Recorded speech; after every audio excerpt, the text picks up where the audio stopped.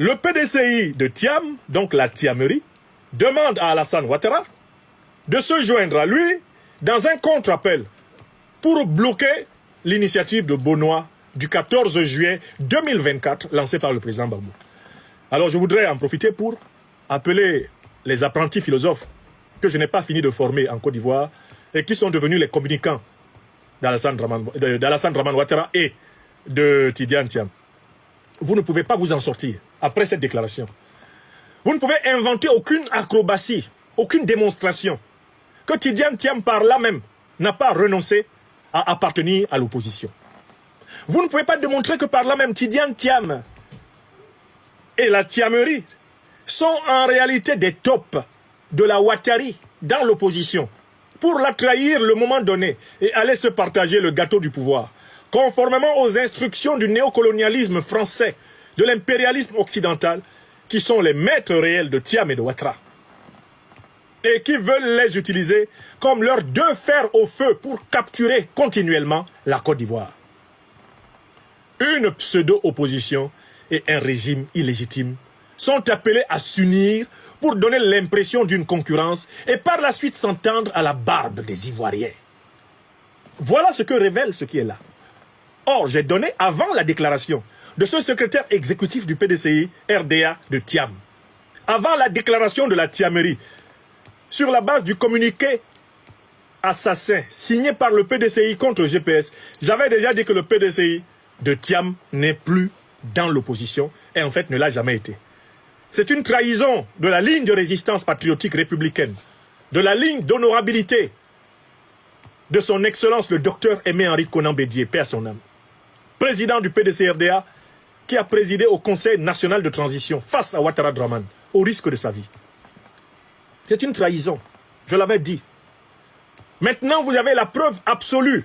Et allez dire aux apprentis philosophes qui grenouillent autour des jetons de la Thiamerie et de la Ouattari, qu'il n'y a aucune acrobatie qui puisse sauver le PDCI de Thiam de cette révélation. C'est terminé. Ils appellent à la jonction avec le RHDP, ils ne sont plus dans l'opposition. Ils appellent à la jonction avec le RHDP, c'est-à-dire que ce sont des tops du RHDP dans l'opposition ivoirienne. Ils appellent à la jonction avec le RHDP, cela veut dire qu'ils ont reçu consigne de leurs maîtres communs. Des clubs de Paris, de Londres, de Washington, de Bruxelles, de Genève. L'oligarchie financière qui tient l'Occident, la planète tout entière en otage, et qui veut continuer à conserver la même mise sur la Côte d'Ivoire, où elle a 85% des marchés publics et privés. Cette oligarchie a prévu un jeu entre Ouattara et Thiam pour tromper l'opinion. Un semblant de concurrence avant la congruence, la convergence affichée, qui n'est rien d'autre que déjà préparée par les deux banquiers accroupis du capitalisme occidental. Est-ce que c'est clair pour tout le monde? Donc il ne faut pas que les gens vous dérangent, ils font des petits lives sur TikTok, ils essayent de se contorsionner. J'en vois même qui veulent essayer d'entrer dans le trou d'une aiguille. Il sera très difficile aux gros menteurs du RHDP et du PDC-RDA de Thiam de passer par le chasse de l'aiguille, de la vérité, justice, solidarité des Africains. Ils sont à nu. Le PDC-RDA de Thiam n'a plus rien à voir dans une plateforme normale de l'opposition ivoirienne. Tout ce qui lui accorde crédit, qu'il sache que ce qui est dit est transmis in extenso à la Ouattari. Parce que Ouattara et Thiam sont les mêmes renégats du capitalisme, de l'ultralibéralisme, de la soumission à la France-Afrique, de la soumission à la domination du capital international occidental contre le peuple africain. Ce sont les mêmes valets de l'oligarchie financière internationale qui complotent maintenant et qui font semblant d'être en concurrence. D'ailleurs, Thiam, le matin, fait semblant d'être opposant. La nuit, il est avec Kandia. Le jour, il fait semblant d'être opposant. La nuit, il va voir Alassane Ouattara pour qu'il lui donne des conseils. Je suis allé voir le président Ouattara pour qu'il me donne des conseils. Quels conseils? Un type qui a fait 12 coups d'État peut te donner. Et après, tu sors pour dire, ah, le PDCI est contre la prise de pouvoir violente. Qui a pris le pouvoir plus violemment en Côte d'Ivoire que Ouattara Dramane, qui est maintenant celui à qui vous faites les yeux doux. Le président Ouattara n'a qu'à nous appeler. Enfin, je conclus ce point. Il faut être d'une naïveté, d'une hypocrisie diabolique pour penser qu'Alassane Ouattara peut laisser Tidjane Thiam gagner l'élection. Alassane Ouattara n'a jamais organisé une élection pour la perdre. Jamais. Il ne changera pas. Sa manière inimitable de s'asseoir se voit dans son faciès asymétrique et sa démarche en point-virgule. Ouattara ne changera jamais. Il mourra mauvais. Car en réalité, son âme est obtuse. Alassane Ouattara est une âme déviante, perverse. C'est un amoureux du mal. Il jouit du malheur des Africains. Quand donc ce secrétaire exécutif du PDCI, se moquant de l'intelligence de notre peuple africain du PDCI-RDA, ose dire que Ouattara devrait prendre le RDA pour le mettre à la disposition du PDCI-RDA de Thiam, c'est pour tromper la Thiamerie, tromper les militants du PDCI-RDA. Ils savent très bien que Ouattara ne leur fera jamais la passe. Ouattara n'a jamais fait la passe à personne. Même à son petit frère Téné Birahim Ouattara, Ouattara Draman ne fera pas la passe. Pour lui, sa succession ne peut se comprendre que si il est dans un cercueil avec les 6 planches bien fermées. Ouattara se bat pour être président à vie, c'est-à-dire à mort. Même son petit frère, la fiole, s'il ose envisager d'être président du vivant d'Alassane Ouattara, il rejoindra Ahmed Bakayoko là où Ouattara l'a envoyé. En enfer. Avant d'y arriver lui-même. Car de toutes les façons, Alassane Draman Ouattara est un psychopompe, c'est-à-dire un serviteur des enfers. Il va les rejoindre pour ce que notre doyen Doumbi Fakoli du Mali a appelé la destruction éternelle. Il est condamné à ne pas être réincarné. Il a fait tout le content de mal nécessaire pour descendre dans la matière inerte, infinitésimale et néantisée. Ouattara Draman, trop méchant. J'ai entendu Satan en personne se plaindre de lui, en disant « Je ne sers plus à rien ». Parce que dans tous les récits théologiques, il arrive à Satan de recevoir des missions du Tout-Puissant. Car Satan est le tentateur, chargé d'éprouver les créatures pour qu'elles choisissent entre la destruction éternelle et la vie éternelle. C'est pour ça que Dieu n'a pas tué Satan. Satan joue un rôle dans la purification et le tri de la création. Tu choisis le veau d'or, Dieu t'envoie chez Satan et Satan s'occupe de toi en enfer. Tu choisis l'adoration du Très-Haut, alors tu vas connaître la vie éternelle et infinie dans la bénédiction paradisiaque de ton Créateur, de notre Créateur. Satan n'est pas là par hasard. Dieu permet qu'il soit là, sinon il ne serait pas là. Le mal est une épreuve purificatrice de l'âme. Dieu nous donne le libre arbitre pour choisir entre le bien et le mal. Voilà pourquoi il laisse le patron des enfers faire son travail. Satan fait son travail. C'est le travail que Dieu lui a donné qu'il fait. Voilà la compréhension profonde de Satan. Dans l'islam et dans les hadiths, il est dit que tout homme qui marche, il a à sa droite un ange et à sa gauche un démon.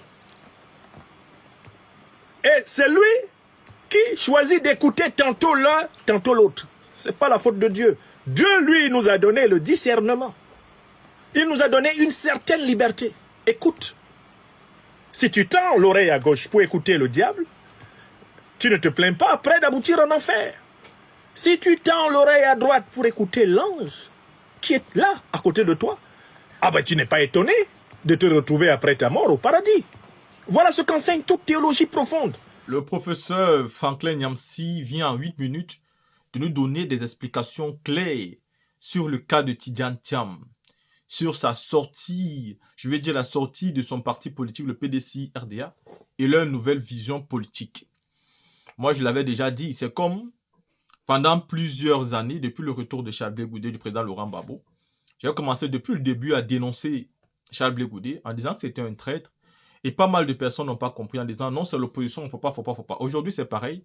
Beaucoup de personnes disent c'est l'opposition, il ne faut pas faire de Thiam, ceci. Non. Vous savez, au PDCI-RDA, les militants ou même les cadres ou même des intellectuels sont convaincus que le niveau de prouesse de Tidjane Thiam à l'extérieur fera de lui, de manière automatique, le président de la Côte d'Ivoire en 2025. Ce sont des militants, des sympathisants. Ils sont convaincus qu'il est tellement intelligent et qu'il est aimé qu'il va gagner. Ça veut dire que ce sont des personnes qui n'essayent pas de regarder la réalité de la politique en Côte d'Ivoire. Ils s'en foutent même des réalités du terrain. de la façon dont les Ivoiriens votent. Tidjane Thiam ne peut gagner personne, peut-être Charles Blé Goudé. Il ne peut gagner personne en Côte d'Ivoire, peut-être Charles Blé Goudé. Il ne peut pas gagner quelqu'un en Côte d'Ivoire aux élections présidentielles. Il ne peut pas gagner la première dame Simone Yévi Gbagbo. Il ne peut pas gagner Soro Guillaume. Il ne peut pas gagner Mamadou Koulibaly. Il ne peut pas gagner quelqu'un, Tidjane Thiam. Ce n'est pas un débat en Côte d'Ivoire. La réalité sociale et politique ivoirienne, il faut prendre cela en compte. Peut-être qu'il a un groupe, un clan qui votera pour lui. D'ailleurs, les problèmes du PDC-RDA ne sont pas encore finis parce que Jean-Luc Billon veut être le candidat en 2025 et on ne sait pas ce qu'il sera capable de faire. C'est quand même un grand financier, c'est quand même une vraie poche man financière, Jean-Luc Billon, dans ce parti politique. Et qui avait dit alors que le président Bédié était encore vivant qu'en 2026, il voulait être candidat à l'élection présidentielle. Aujourd'hui, il faut le dire de manière claire que oui, moi je suis totalement d'accord avec le président Faké Niamsi qui nous a expliqué les raisons de sa position. Et qui vous dit quelqu'un comme Tidjane Thiam ne reviendra plus jamais dans l'opposition. Il a quasiment pris position. Et cette position n'est pas pour l'opposition. Parce que vous allez lire à travers les discours du PDC-RDA et même de Tidjane Thiam qui de base vous a déjà dit qu'il est jumeau avec le président Alassane Ouattara. De deux, il parle de paix, de paix, de paix, de paix, de paix, comme le président Alassane Ouattara. Mais posez-vous la question, pourquoi parler de paix en temps de paix? Ils disent qu'il y a la paix en Côte d'Ivoire. Mais pourquoi parler de paix en temps de paix?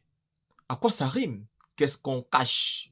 Si on parle de paix en temps de paix, c'est qu'il y a un problème. On doit plus parler de paix en temps de guerre. Vous êtes déjà en paix, à quoi ça vous sert de parler de paix, de paix, de paix, de paix, de paix? Qu'est-ce que vous cachez? Ici, Tidjane Thiam est dans le même jeu politique d'Alassane Ouattara. Moi, c'est ce que je trouve. Et c'est pourquoi ça m'attriste, parce que Maurice Kakou-Boukawe, pour moi, c'est celui-là même qui aurait pu avoir la légitimité de poursuivre le combat du président Aïe Konan Bédié, parce que c'est lui qui a lutté à ses côtés. Tidjane Thiam n'a pas lutté. Il n'a mené aucun combat. Il vient donc aujourd'hui se positionner comme un sang nouveau, comme celui qui n'est pas mêlé de leurs enjeux politiques, bien qu'ayant déjà été ministre en Côte d'Ivoire. Il se positionne comme quelqu'un qui n'a jamais géré la politique ivoirienne et qui a un nouveau visage, et pourtant ce n'est pas le cas. Pour moi, il ne prend pas position en tant que véritable opposant. Au contraire, il prend position pour dire « je suis en alliance avec tel ou bien je ne suis pas en alliance avec tel ». Il pousse tout le PDC à dire « nous ne sommes en alliance avec personne », se positionnant donc comme un parti qui est trop puissant, qui peut gagner l'élection seul. Et quand ces gars arrivent sur les plateaux de télé, ils n'hésitent pas à lancer d'autres appels. C'est-à-dire en plus de l'appel de la première dame, en plus de la première dame Simone Yévi Gbagbo, en plus de l'appel du président Gbagbo, aujourd'hui, lui aussi il lance l'appel et dit même d'ores et déjà que 50 partis politiques sont déjà autour de sa candidature pour qu'il soit le candidat ultime de l'opposition. En réalité, s'il devient candidat de l'opposition, il prendra donc les 50% de victoire du président Laurent Gbagbo à son compte, prendra donc les 25% du président Soro et rajoutera peut-être aussi ses 15% à lui. Pour savoir qui est le candidat de l'opposition, c'est bien évidemment quand vous irez au premier tour, on verra donc celui qui sera le deuxième ou le premier. Il pourra donc se mettre en alliance avec le troisième et former donc une véritable alliance. Mais pour l'instant, le combat est de faire partir Alassane Ouattara. Tidjane Thiam dit quoi de ça? C'est là la question. Il ne fait pas ce combat. Et je pose toujours la question, s'il gagne une élection et Ouattara refuse de céder, qu'est-ce qu'il fera? Est-ce qu'il se battra pour la victoire de son peuple ou est-ce qu'il laissera tomber? Voilà la question qui est posée.